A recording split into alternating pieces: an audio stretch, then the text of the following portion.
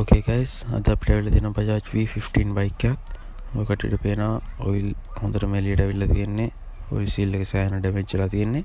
අලයක් ගියොත් මේ pork oil නින්දා ඩස්ට් එකත් එක්ක මේ පෝක් පටේට දුවිලි ගිහිල්ලා ඒක කැපෙන්න ඉඩ තියෙනවා. එහෙම වුණොත් අපි අය කොච්චර ඔයිල් සීල් ගහුවත් කරන්නේ නැහැ. ඒ හින්දා ඊට කලින් අපි මේ වැඩේ කරගන්න ඕනේ.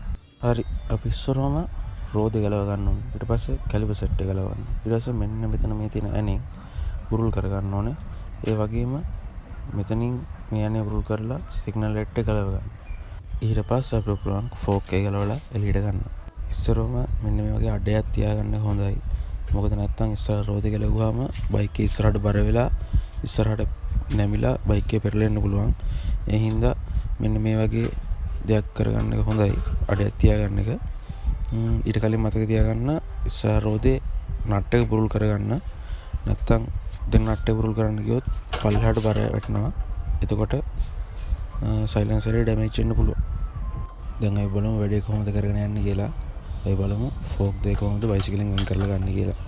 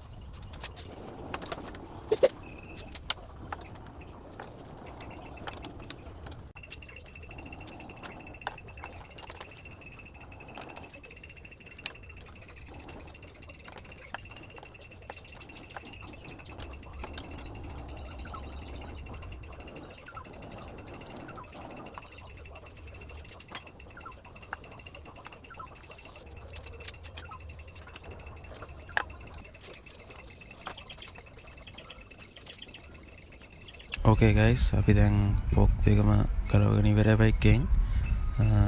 අපිට දැන් බැලුවම පේනවා හොඳටම අවුල්ලා තියෙන්නේ. ඔය කටට මෙතන බැලුවම හොඳටම පේනවා ඇති. ඔයිල් සීල් එකෙන් උඩට ඔයිල් ඇවිල්ලා තියෙන්නේ. Folk oil. ෆෝක් එක බැහැලා තිබ්බේ. දෙකම එක වගේ එකක් නම් ගොඩක් සවුත් වෙලා තියෙනවා. අනිත් එක නම් ලොකුම අවුලක් නැහැ. ඒ වගේම guys, අපි මේ ෆෝක් එකේ උඩ නට් එක ගලව ගන්න මෙන්න මේ විදිහ භාවිත කරන්න පුළුවන්. අපි අර ගලවපු 13 නට් ඇනේ තියෙන තැනට දාලා ෆෝක් එක ආයෙත් තිර කරලා ස්පැනර් එකකින් උඩ නට් එක අපිට ගලව ගන්න පුළුවන්. ගලවගෙන බුරුල් කරගන්න තමයි ඕනේ. Okay guys, අපි දැන් රෙඩි වෙන්නේ ෆෝක් එක ඩිස්ඇසෙම්බල් කරගන්න. ඉස්සරම අපි කලින් බුරුල් කරගත්ත නට් එක ගලවලා අයින් කරගන්න ඕනේ. ඊට පස්සේ ස්පේසරේ කොයිල් ස්ප්‍රින් එකයි එළියට ගන්නවා.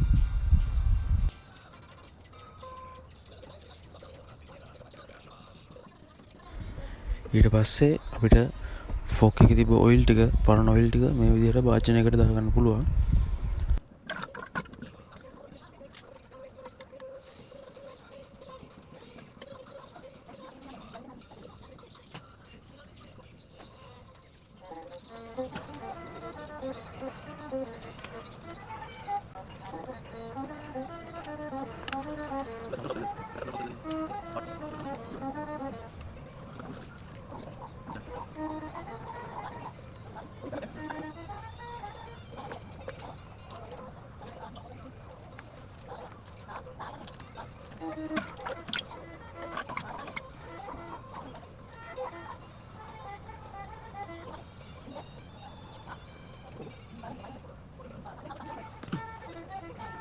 ඊට පස්සේ ගයිස් ෆෝක් එක යට හැරවුවාම අපිට මෙතනින් පේනවා ඇලන් කැනයක්.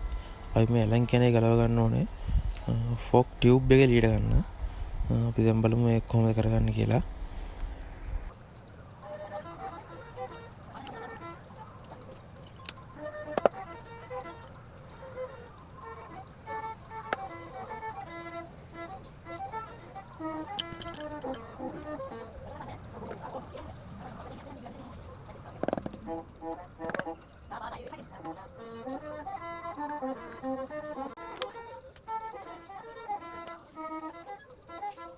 ඕකේ ගයිස්, අපි දැන් ෆෝක් දෙකම ඩිස්ඇසෙම්බල් කරගෙන ඉවරයි. වටේට පේනවා ජරා වෙලා තියෙන්නේ, ෆෝක් වලට හොඳටම සවුත් වෙලා තිබිලා තියෙන්නේ. අපි දැන් මේ පාර්ට්ස් ටික හොඳට සුද්ධ කරගන්න ඕනේ ලාම් තෙල් වගේ දෙයක් යූස් කරලා. එතකොට අපි දැන් බලමු කොහොමද අපි ෆෝක් එකේ ෆෝක් ඔයිල් සීල් එක රිමූව් කරගන්න කියලා. ඉස්සරවම අපි මෙන්න මේ ඩස්ට් කැප් එක ගලවලා අයින් කරගන්න ඕනේ. ඊට පස්සේ ඔයාලට පේනවා ඇති ඩස්ට් කැප් එකට ඇතුලෙන් ඕරින් එකක් කියන්නේ ලොක් එකක් තියෙනවා. අංගේ ලොක් එක ගලවලා අයින් කරගන්න ඕනේ.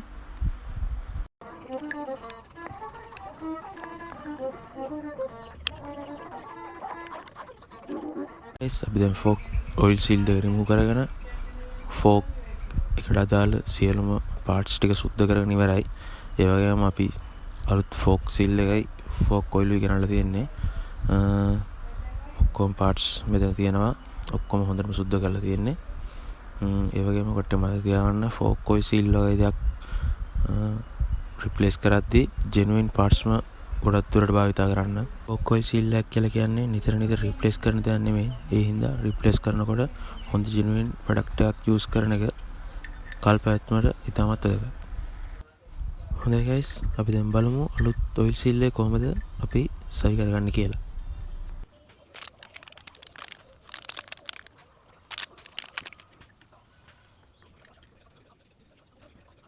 ඒ වගේම ගයිස් අපිට අලුත් ඔයිල් සීල් එක තද කරගන්න පරණ ඔයිල් සීල් එක අලුත් ඔයිල් සීල් එක උඩින් තියලා මිටියකින් වගේ දෙයකින් තට්ටු කරන්න පුළුවන්. එතකොට ඔයිල් සීල් එකට කිසිම හානියක් වෙන්නේ නැහැ.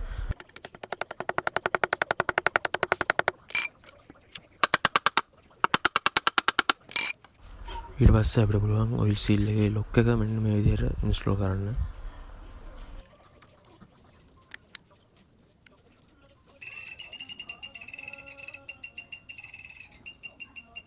හරි, ඊට පස්සේ අපිට පුළුවන් ෆෝක් ටියුබ් එක සහ ෆෝක් ටියුබ් එකේ ඇතුලේ තියෙන කොටස් ටික සහ පිටතින් තියෙන ඇලන්කි ඇණය සම්බන්ධ කරගන්න.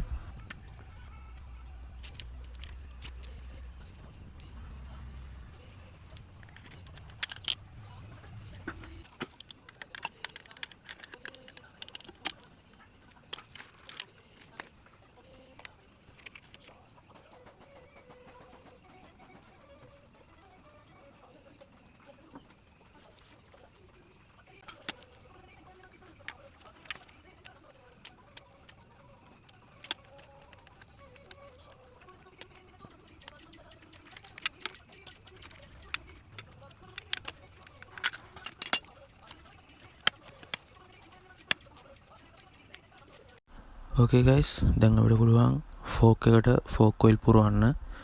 ෆෝක් ඔයිල් පුරවද්දී මතක තියාගන්න ඕන කම්පැනියෙන් කියලා තියෙන ප්‍රමාණය දාන්න.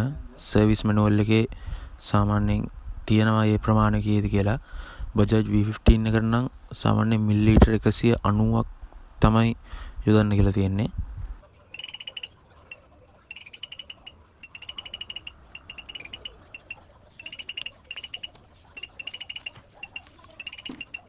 ඊට පස්සේ අපි ඇතුළට තිබ්බ ස්ප්‍රින්ට් කොයිල් එක ෆොක් ටියුබ් ඇතුළට දාන්න ඕනේ. ඒක දාද්දි මතක තියාගන්න ටෙන්ෂන් එක වැඩි පැත්ත. ඒ කියන්නේ දඟර ළඟ තියෙන පැත්ත තමයි පහළට හිටින විදිහට දාන්න ඕනේ.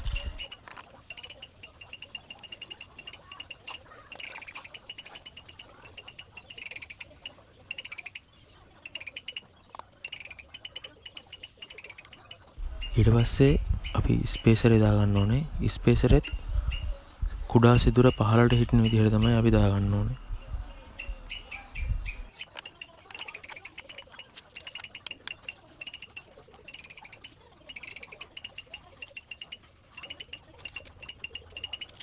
Okay guys, දැන් ඩස්බූට් එක දාගත්තාම අපිට වැඩ ඉවරයි. අපිට ඊට පස්සේ තියෙන්නේ බයිසිකලෙට මේක හයි කරගන්න. එහෙනම් guys අපි ආයෙත් දවසක මේ වගේ වීඩියෝ එකකින් හමු වෙමු.